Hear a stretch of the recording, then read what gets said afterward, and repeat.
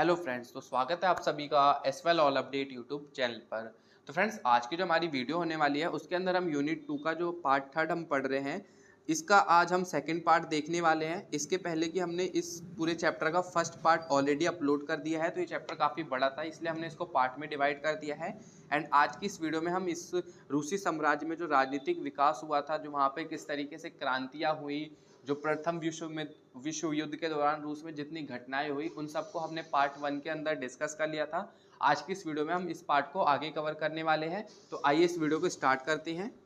Friends, video में आगे बढ़ने से पहले मैं आपको एक ही चीज़ बोलना चाहूँगा कि अगर आपने अभी तक पार्ट 1 नहीं देखा है इसका, तो प्लीज़ जाके पार्ट फर्स्ट को पहले वॉच कीजिए, देन उसके बाद आके आप पार्ट सेकंड को देखिए, ताकि आपको चैप्टर अच्छे से समझ आ पाए। एंड अगर आप चैनल पे नए हैं तो प्लीज़ चैनल को सब्सक्राइब कर दीजिएगा। एंड वीडियो अच्छी लगे तो वीडियो को लाइक करके इस वीडियो को अपने किसी 5 दोस्तों तक शेयर जरूर कर दीजिएगा। तो आइए वीडियो को स्टार्ट करते हैं। एंड इससे पहले मैं थोड़ा बहुत आपको ओवरव्यू बता दूं इस चैप्टर का। तो इसके अंदर हम रूसी विद्रोह या रूसी रेवोल्यूशन के बारे में बात कर रहे हैं, यानी उस समय जो रूस के अंदर लोगों के द्वारा जो असंतोष देखा गया, लोगों के अंदर असंतोष था, क्योंकि उस समय रूस ने जो है प्रथम विश्व युद्ध में अपना पार्टिसिपेट करा था। उससे काफ़ी ज़्यादा रूस के अंदर जो है आर्थिक जान मान की हानि हुई, जो है वहाँ पे काफ़ी ज़्यादा हानि हुआ, लोगों को काफ़ी ज़्यादा नुकसान हुआ। रूस की जो अर्थव्यवस्था थी वो पूरी तरीके से चरमरा गई थी। इन सारे मुद्दों के होते हुए वहाँ पे काफ़ी ज़्यादा हमें जो है आंदोलन भी देखने को मिले। उन सभी आंदोलनों को हमने पार्ट फर्स्ट में कवर कर लिया है। आज की इस वीडियो में हम आगे की वीडियो को देखने वाले हैं। आज की वीडियो को हम स्टार्ट करेंगे रूस की क्रांति के कारण, यानी रूस में जो क्रांति हुई थी उसके मेनली कारण क्या थे, उसको हम डिस्कस करने वाले हैं। तो किसी भी क्रांति के पीछे जो भी कारण होते हैं, उनके कारण को आप इस प्रकार से व्यक्त कर सकते हैं। यानी कोई भी जो क्रांति होती है उसके राजनीतिक कारण होते हैं, सामाजिक कारण होते हैं, आर्थिक कारण होते हैं, और इसी तरीके से आप इन पॉइंट्स को बनाकर अपने एग्जाम में जो है एक्सप्लेन कर सकते हैं। यानी जैसे रूस की क्रांति के जो राजनीतिक कारण थे, आप उसके पॉइंट को बता सकते हैं, सामाजिक कारण, आर्थिक कारण, ताकि आप अच्छे से जो है पॉइंट्स को अपना एक्सप्लेन कर सकें, और टीचर में भी काफ़ी अच्छा इससे इम्पैक्ट पड़ता है। एंड काफ़ी अच्छे मार्क्स आप इससे गेन कर सकते हैं। तो आइए सबसे पहले हम स्टार्ट करते हैं, रूस की क्रांति के जो कारण थे इसको डिस्कस करेंगे। तो रूस की क्रांति के जो राजनीतिक कारण थे उसमें हम ये बता सकते हैं कि जारा निकोलस द्वितीय की निरंकुश शासन प्रणाली थी। यानी जारा निकोलस का वहाँ पर जो है शासन था, जो कि उसकी सत्ता काफ़ी ज़्यादा निरंकुश थी। किसी भी तरीके का उसने लोगों के भले के लिए कार्य नहीं करा। जनता को कोई भी राजनीतिक अधिकार नहीं दिए गए थे। ड्यूमा संसद सिर्फ दिखावे की संस्था ही वहाँ पर रह गई थी। जनता में लोकतंत्र की मांग वहाँ पर बढ़ती जा रही थी। तो ये सारे हमारे राजनीतिक कारण के अंतर्गत हम कह सकते हैं। इसके अंतर्गत लोगों को जो है संसद नहीं दिया गया, संसद में किसी भी प्रकार का कानून नहीं दिया गया, उन्हें जो है लोकतंत्र की लोगों के द्वारा वहाँ पर मांग होने लगी। सामाजिक कारण की बात करें तो रूस में समाज में धनी जमींदार गरीब किसानों के बीच गहराई खाई बढ़ती गई, मजदूरों और किसानों का शोषण होते गया, शिक्षा, स्वास्थ्य और जीवन स्तर जो है वहाँ पर काफ़ी ज़्यादा खराब होते गए। आर्थिक कारण की बात करें तो रूस के अंदर जो है गरीबी, भूखमरी और महंगाई बढ़ती गई, किसानों के पास ज़मीनें नहीं थी, मजदूरों को बहुत कम वेतन और लंबे घंटे पर वहाँ पर काम किया जाता था, उन्हें किसी भी प्रकार का फिक्स वेतन नहीं दिया जाता था, और लंबे लंबे समय तक वहाँ पर उनसे जो है काम करवाया जाता था। उद्योगों में खराब हालात और श्रमिक असंतोष वहाँ पर देखा जा सकता है। यानी उद्योगों में किसी भी तरीके के वहाँ पे अच्छे हालात नहीं थे। श्रमिक वर्ग जो वहाँ पर था, वहाँ पर काफ़ी ज़्यादा उन्हें असंतोष हमें देखने को मिलता है। प्रथम विश्व युद्ध का प्रभाव भी हमें देखने को मिलता है। यानी रूस का जो है वहाँ पे उस समय उन्होंने प्रथम विश्व युद्ध में भी पार्टिसिपेट करा, जिससे काफ़ी ज़्यादा जो है भारी जान माल की हानि हुई, सेना में विद्रोह और मनोबल की कमी हुई, अर्थव्यवस्था पर भारी दबाव पड़ा, राशन और आवश्यक वस्तुओं की भारी ज़्यादा कमी वहाँ पर रूस के अंदर हमें देखने को मिली, जिससे सेना में भी काफ़ी ज़्यादा असंतोष हुआ, लोगों में भी एक असंतोष की भावना थी, और लोगों ने, सेना ने मिलकर इसका विद्रोह करा। अस्थायी सरकार की असफलता देखने को हमें मिली, युद्ध जारी रखा गया, यानी जो सरकार वहाँ पर बनी उन्होंने युद्ध जारी रखने का प्रयास करा, जमीन का सवाल हल नहीं करा, और बोल्शेविक का विरोध बढ़ता गया। बोल्शेविक की सक्रियता और नेतृत्व की बात करें तो लेनिन का नेतृत्व और अप्रैल थीसिस, शांति रोटी और जमीन जैसे नारे दिए गए, जनता का बोल्शेविक की ओर झुकाव अब धीरे धीरे बढ़ता गया। तो ये सारे हमारे मुद्दे थे रूस के जो क्रांति हुई थी उसके बारे में हमने डिस्कस करा। अब हम बात करेंगे जापान से रूस की पराजय यानी रूस जापान युद्ध की, जो कि 1904 से लेके 1905 के बीच में हुआ। तो युद्ध के जो कारण थे सबसे पहले उसको डिस्कस करें तो रूस और जापान के बीच कोरिया और मंचूरिया चीन का क्षेत्र पर नियंत्रण को लेकर संघर्ष था, उसके बीच में विवाद हुआ और रूस प्रशांत महासागर में प्रभाव बढ़ाना चाहता था, जबकि जापान इसे अपने क्षेत्र में हस्तक्षेप मानता था। इसके कारण भी युद्ध हुआ। दोनों देशों में टकराव बढ़ता गया और 1904 में युद्ध अब जो है वहां पर शुरू हो गया। युद्ध का परिणाम ये हुआ कि जापान ने समुद्री और थल दोनों मोर्चों पर रूस को करारी हार दी और रूस के बाल्टिक प्लाटी को भी जापान ने पूरा नष्ट कर दिया और 1905 में पोटस समाउथ संधि के तहत युद्ध समाप्त हुआ और रूस को जो है पीछे हटना पड़ा। यानी एक जो है संधि की गई जिसके तहत जो है इस युद्ध को पूरी तरीके से समाप्त कर दिया गया।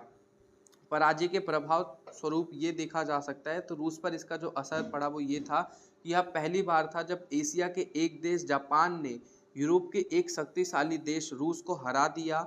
इससे रूस की अंतर्राष्ट्रीय प्रतिष्ठा को गहरी चोट पहुंची। जनता में सरकार के खिलाफ असंतोष और क्रोध बढ़ता गया और यह पराजय 1905 की क्रांति का एक प्रमुख कारण बनी। जाराशाही की कमजोरी उजागर हुई और राजनीतिक अस्थिरता भी अब बढ़ने लगी। यानी जो रूस आज के टाइम पे इतना शक्तिशाली है उसने उस समय जापान के जैसे एक छोटे से देश से जो है पराजय हासिल करा, जिससे जनता में काफ़ी ज़्यादा असंतोष हुआ और ये रूस के लिए भी काफ़ी ज़्यादा एक मतलब असंतोष और क्रोध का कारण बना। रूसी विचारकों और उनके योगदान की बात करें तो उन्होंने उस समय क्या अपने विचार प्रकट करे या क्या उनका योगदान रहा उसकी बात करें तो 19वीं और 20वीं शताब्दी की शुरुआत में कई रूसी विचारकों ने रूस में समाज सुधार, क्रांति और समाजवाद की विचारधारा को जन्म दिया और दिशा दी। इन विचारों ने जनता को जागरूक किया, क्रांतियों का वैचारिक आधार बनाया गया। मुख्य रुचि विचारक और उनके योगदान की बात करें यानी जो प्रमुख विचारक और उनके जो योगदान थे उसमें बात करें तो व्लादिमीर लेनिन, मार्क्सवाद का रूसी संदर्भ में विकास, अप्रैल थीसिस, वर्ग संघर्ष और बोल्शेविक आंदोलन का नेतृत्व और साम्राज्यवादी क्रांति के सफल नेता और विचारक के रूप में जाने जाते हैं। यानी प्रथम जो थे वो व्लादिमीर लेनिन जो कि मार्क्सवाद के समर्थक थे और इन्होंने अप्रैल थीसिस जैसे वर्ग संघर्ष और बोल्शेविक आंदोलनों का भी नेतृत्व करा। तो ये भी एक मुख्य विचारक के रूप में हमें देखने को मिलते हैं। अलेक्जेंडर हर्जेन जिन्होंने रूसी साम्राज्यवाद का समर्थन करा, किसानों की भूमिकाओं को महत्वपूर्ण माना और समाज में सुधार के लिए भी लेखन किया गया। तो ये कुछ समाज सुधारक थे जिनके द्वारा उस समय की घटनाओं को व्यक्त किया गया था। अब हम बात करेंगे रूसी क्रांति का प्रभाव क्या हुआ, यानी रूस की जो क्रांति हुई उससे प्रभाव क्या पड़ा। तो जारशाही का अंत हुआ, यानी जो जारशाही का शासन था वो सदियों पुरानी जारावादी निरंकुश सत्ता समाप्त हो गई। राजा निकोलस द्वितीय को हटाया गया और लोक आधारित सरकार की स्थापना हुई, यानी लोकतंत्र की अब वहाँ पर स्थापना हुई। बोल्शेविक सत्ता की स्थापना हुई। लेनिन के नेतृत्व में समाजवादी सरकार बनी। मजदूर, किसान और सैनिकों को सोवियत सत्ता में आने का जो है प्रयास किया गया और सोवियत सत्ता जो है वो यहाँ पर सत्ता में आई। जमीन और उद्योगों का राष्ट्रीयकरण किया गया जिसमें किसानों को जमीनें दी गई। जमींदारी प्रथा जो है जिससे समाप्त हुई, यानी किसानों को जमीनें दी गई जिससे जमींदारी प्रथा जो थी वह पूरी तरीके से समाप्त हो गई। उद्योग, बैंक और रेलवे राज्य के नियंत्रण में आ गया, यानी जो उद्योग था, बैंक था, रेलवे था वो सब अब राज्यों के अधीन हो गया। शिक्षा और समानता की दिशा में सुधार हुआ, यानी सबको समान शिक्षा और स्वास्थ्य की सुविधा, महिलाओं और गरीबों को भी समान अधिकार अब मिलने लगे। अंतर्राष्ट्रीय प्रभाव की इसकी बात करें तो अंतर्राष्ट्रीय प्रभाव में ये हुआ कि समाजवाद को एक वैश्विक प्रेरणा दी गई, यानी समाज में एक प्रेरणा पहुंची कि रूस पहला ऐसा देश बना जिसने सफल समाजवादी क्रांति की और दुनिया के कई देशों में कम्युनिस्ट आंदोलन को भी प्रेरणा इससे मिली। पूंजीवादी बनाम समाजवाद संघर्ष जो है इससे शुरू हुआ, यानी पूंजीवादी देश जैसे अमेरिका, ब्रिटेन और समाजवादी रूस के बीच वैचारिक टकराव शुरू हुआ और आगे चलकर यही टकराव शीत युद्ध यानी कोल्ड वॉर में बदल गया। उपनिवेशों में आज़ादी की भावना, यानी रूस की क्रांति ने दुनिया भर में उपनिवेशवाद के खिलाफ आवाज उठाने वालों को प्रेरित किया। यानी जितने भी लोगों ने जितने भी लोगों के लिए एक ये प्रेरणा का कारण बना, वो लोग जिन्होंने कहीं ना कहीं अपने देश में आज़ादी या लोकतंत्र की मांग करी, उनके लिए ये काफ़ी ज़्यादा एक प्रेरणा का स्रोत बना। रूस में सोवियत संघ के गठन की बात करें तो अक्टूबर 1917 की क्रांति के बाद बोल्शेविक ने सत्ता संभाली। लेनिन के नेतृत्व में रूस में समाजवादी नीति लागू की गई। धीरे धीरे रूस के बाहर के क्षेत्र जैसे यूक्रेन, बेलारूस आदि में भी बोल्शेविक प्रभाव अब फैल गए।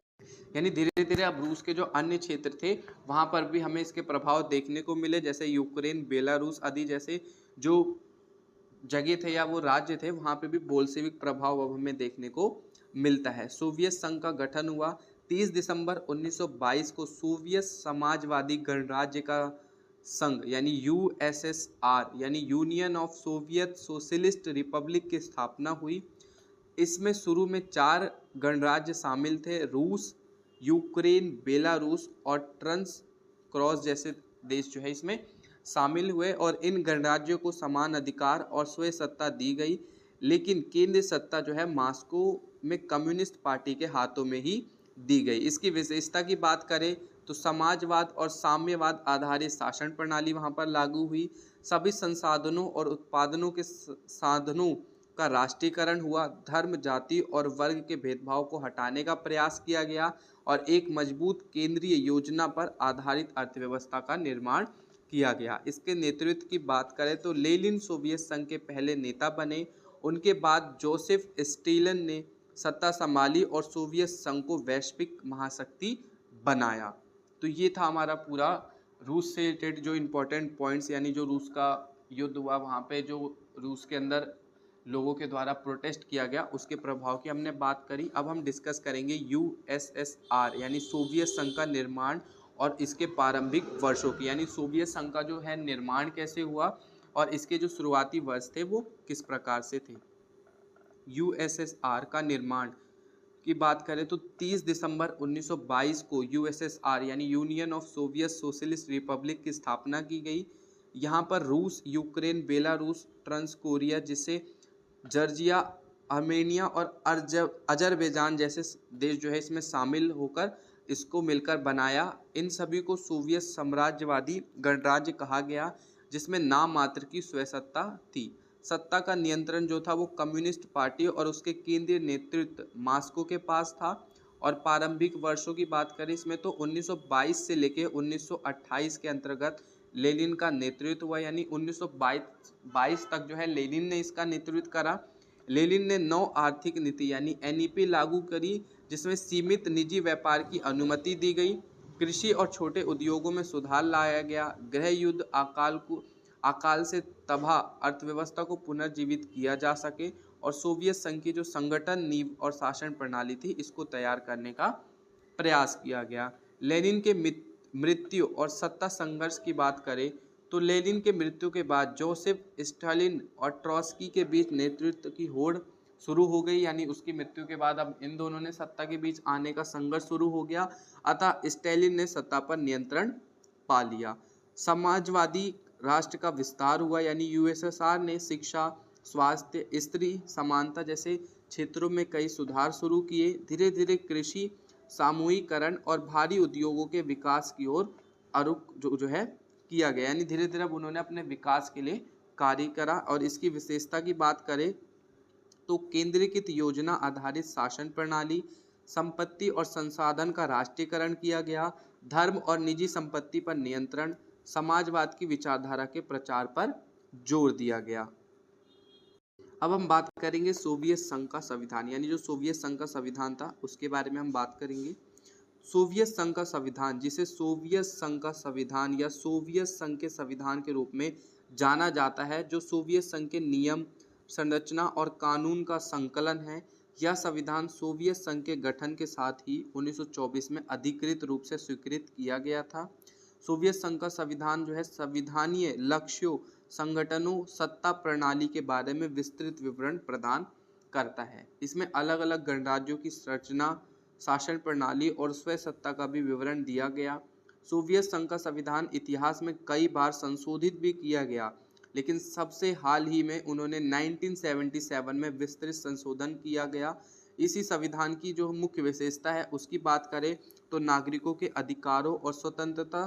संविधान ने नागरिकों को अनेक महत्वपूर्ण अधिकार और स्वतंत्रता प्रदान किए, जैसे कि विचार, व्यक्ति, संपत्ति और धर्म की स्वतंत्रता।